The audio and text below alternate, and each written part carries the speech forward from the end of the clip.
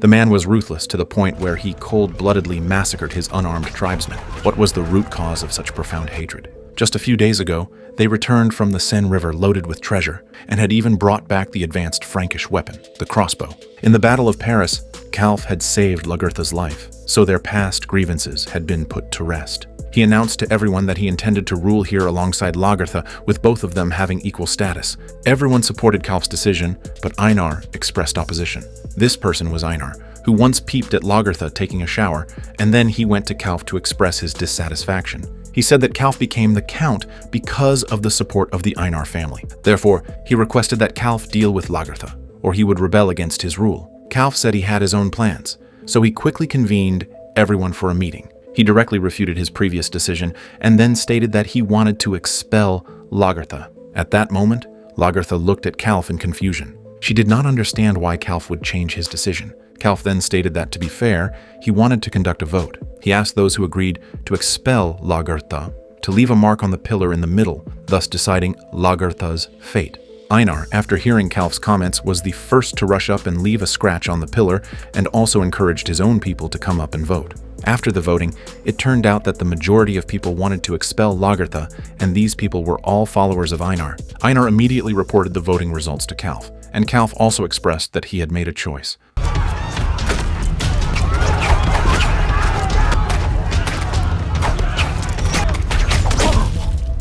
Looking at this, Lagartha was moved by Calf's actions. When Erlendur was about to end Einar's life, Lagartha stopped him. She drew out Einar's dagger and punished him for his previous disrespect towards her. Turned out that the consequences of peeping at Lagartha while she was bathing were this serious. Ragnar rode alone to a valley.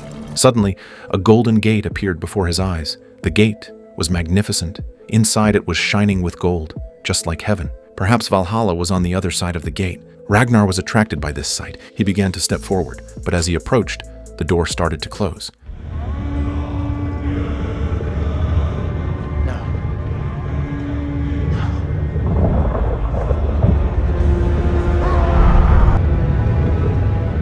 At that moment, Ragnar was in a coma because of his severe injuries. Aslaug found the seer.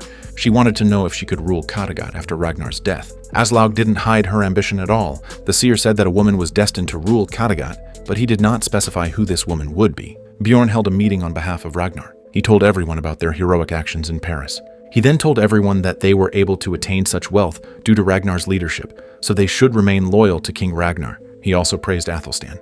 Bjorn stated that without Athelstan, there wouldn't have been the expedition to Paris. Since it was Floki who killed Athelstan, Bjorn ordered the arrest of Floki. No matter how Floki defended himself, it was of no avail. Perhaps because the door to Valhalla was closed, Ragnar woke up from his coma. Ubbi was very happy to see Ragnar awaken and quickly delivered the good news to Aslaug. However, Aslaug was not happy, which puzzled Ubbi. Meanwhile, in Paris, Princess Gisla was forced to marry Rollo. She was always repelled by Rollo, but Rollo did not need to please her. He was enjoying the noble life in Paris. The wanderer Sinric couldn't adapt to her current life, so she told Rollo that she was ready to leave. Rollo didn't want her to leave because he couldn't communicate with Parisians, but Sinric was determined to leave. After she left, Eric, who stayed behind in the camp, found Rollo. He said that Rollo betrayed his own people by marrying Princess Gisla. There were many people who no longer supported Rollo because they didn't want to be Ragnar's enemy. Eric hoped Rollo could return to the camp and explain to everyone. Rollo responded that he would pacify the people as soon as possible. Soon, Rollo came to the Viking camp, but he did not come to explain the situation to the tribesmen. He brought a massacre. Eric's wife and children were killed in the massacre.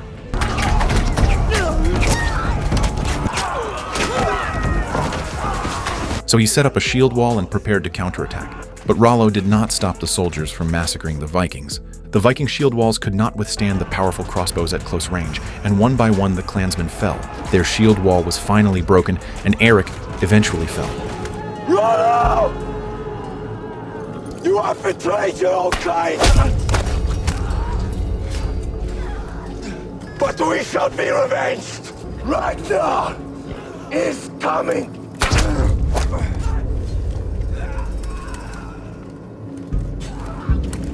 Ragnar will revenge us! Back in Kattegat, Bjorn was studying a map. At the time, he did not know it was a map. He only knew that it was very important. In Paris, the map's owner died protecting it, so it must be something more precious than treasure. Ragnar's body was slowly recovering. During the feast, Ubi told his father about Bjorn arresting Floki. Upon hearing this, Ragnar interrogated Bjorn about why he took action on his own. If he wanted to deal with Floki, he would have done it long ago. The current result put him in a difficult position. Ragnar also stressed that Bjorn shouldn't have left Rollo in Paris.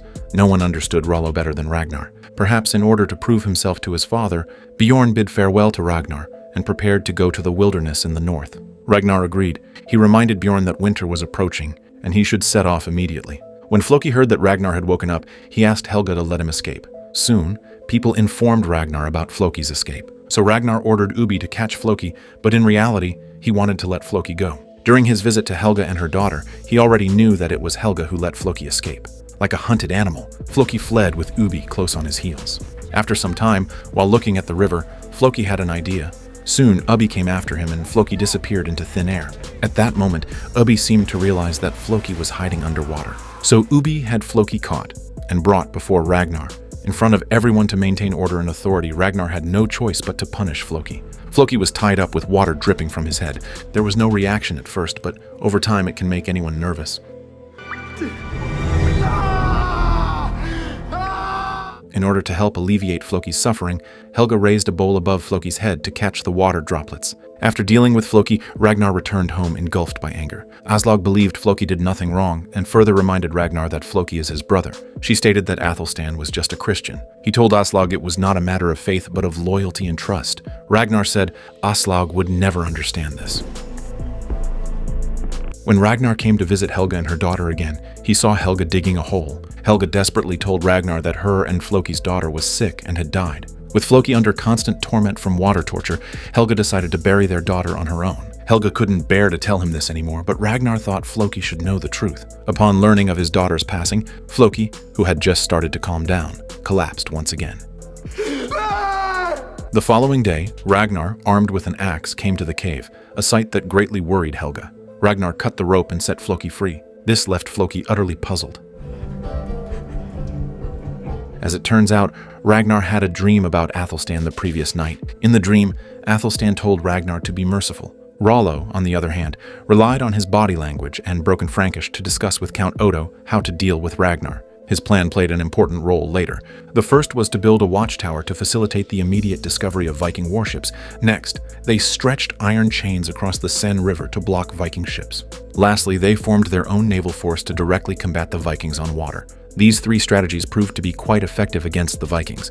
Therese hinted crazily at Count Odo, suggesting that Paris needed a stronger ruler. She then handed Count Odo a whip, and after leaving, she told Roland about her conversation with Count Odo.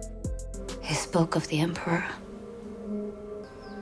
Was he indiscreet? He talked of his utter contempt of the Emperor. Is that indiscreet? Must congratulate you on extracting such useful information. Not long ago, King Ecbert learned that Mercia's nobles had overthrown Kwenthrith's rule, refusing tribute, so he sent spies to investigate Kwenthrith's whereabouts, but all the people he sent were wiped out. Therefore, he asked Aethelwulf to rescue Kwenthrith. This time the level of danger was higher than before. After he found the place where Kwenthrith was imprisoned, he directly led the team deep into Mercia to launch the rescue. As soon as the Mercian soldiers discovered them, they immediately prepared for battle. They attempted to stop the two vanguards of the assault, but were routed by Wessex soldiers. The soldiers successfully hooked the camp gate and used the power of 2 horses to pull it open. The Mercian captain immediately marshaled his forces to counter the direct enemy attack, leading to a swift clash between the soldiers on both sides. Meanwhile, Aethelwulf led a small group of soldiers to approach the tower from the side.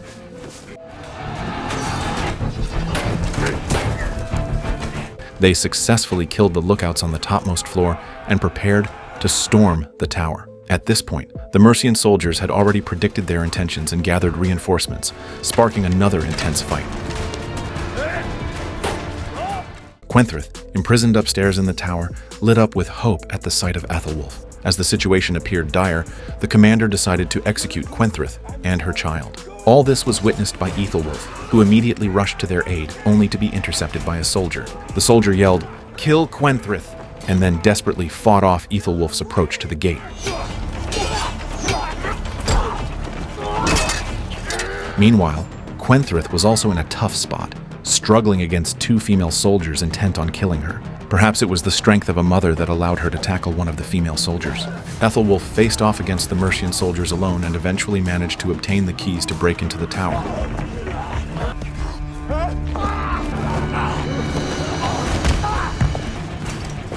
After dispatching one of the female soldiers, Kwenthrith found herself in a precarious situation when another female soldier grabbed her by the throat.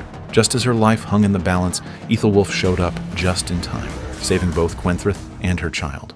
As soon as Aethelwulf left, Ecbert found Judith and wanted her to be his mistress. In order to make her happy, Ecbert found a teacher from Frank for her. Upon seeing his back, Judith mistook him for Athelstan.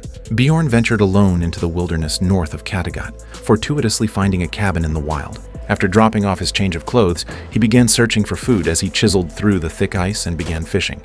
The fish he caught was not enough to satisfy his needs, so Bjorn decided to use a trap, hoping to catch some game. Before long, he discovered one of his traps had been sprung, but there was no game, only blood traces left in the snow. He followed the blood trail to the second trap, where only a deer leg remained. However, the third trap was empty, but he crossed paths with a wild bear.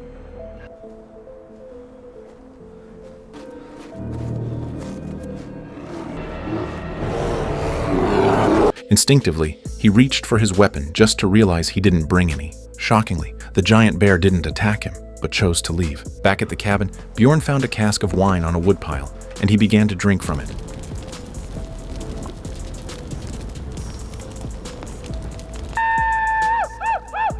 When he woke up the next day, he had little recollection of the previous night's events. But then, the giant bear reappeared in his sight. He returned to the cabin, grabbed a weapon, and decided to go for a real hunt this time. As Bjorn charged at the bear, he was knocked down by a huge swing of its paw.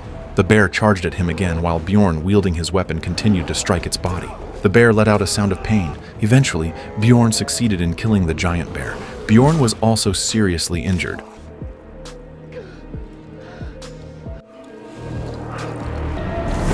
After the wound was treated, he jumped into the cold lake wearing a bearskin. After this ordeal, Bjorn emerged as a true warrior, but a crisis was also looming.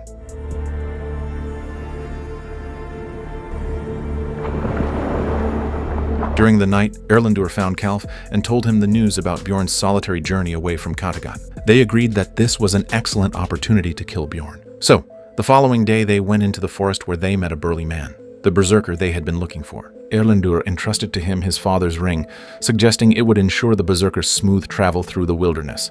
At this time, Bjorn didn't know the danger was coming.